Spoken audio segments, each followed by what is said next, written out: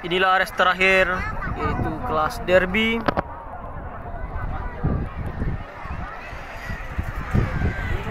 Kuda-kudanya udah ada yang masuk dalam pedok Boxstar.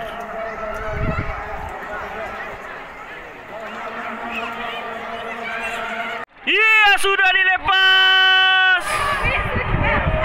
Ya, kelas derby siapakah yang menang antara Lady Security atau Bugilamo? Ada satu lagi saya kurang tahu. Jauh aja lah. Ini Lady Security kisahnya.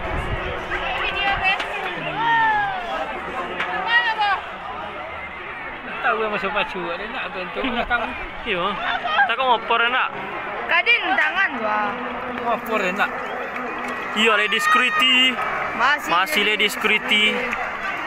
Lady Security, inilah kuda dari Grand Azizi. Ngopor aja tadi. Lady Security. Yo. Inilah Lady Security. Lady. Iya. Inilah satu lagi Bugilamo.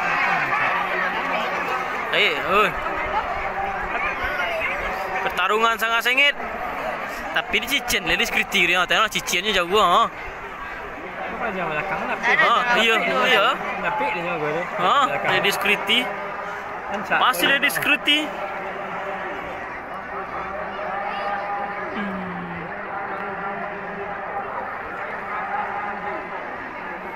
Lady Security. Satu. Sudah susun. Ya. 1 2 3. Oh, Lady. Lady Security masih. Woi, lain mah. Woi.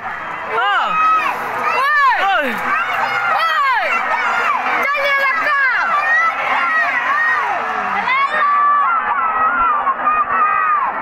Lady Security. Lady. Woi.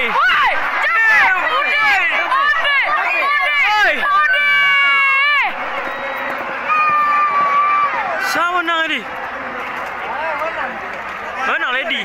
Oh, menang Lady ni. Menang lagi.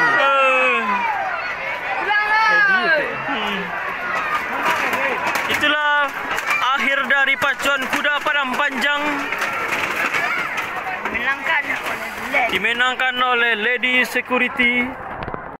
Lady Security yang kejamret atau dompet yang kecopet menjuarai derby 2022 di padang panjang. Kita himbau untuk seluruh panitia yang menggunakan pakaian panitia untuk dapat dan juga kami sampaikan kepada IAIB untuk juara 3 dimohon kesediaan dari Bapak Pimpinan DPRD dalam hal ini disampaikan oleh Bapak. dan pada kesempatan ini Kuda Lady Security yang menjuarai. Assalamualaikum warahmatullahi wabarakatuh.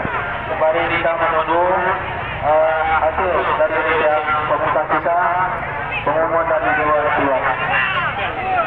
Jadi ini nomor 2. Kami persilakan untuk Bugilamo.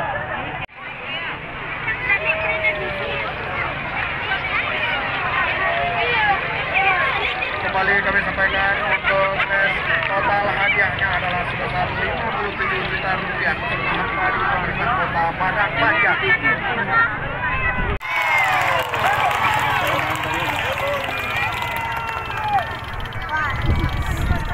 Dan jokinya adalah Trivan Eri dan pelatih adalah Saat ini sudah berlangsung penyerahan hadiah kepada sang juara turnamen yang ke-12 langkah 3 tahun setelah berdiri, yang mana pemenang pertama adalah sudah Grand Azizi, kepemilikan dari Bapak Alex Saputra, seorang pengusaha sukses Kota Serabi Muda, seorang pengusaha sukses yang juga viral di YouTube beberapa hari yang lalu, seorang pengusaha yang kurang zero to hero, yang beranjak dari nol sehingga menjadi seorang yang sukses.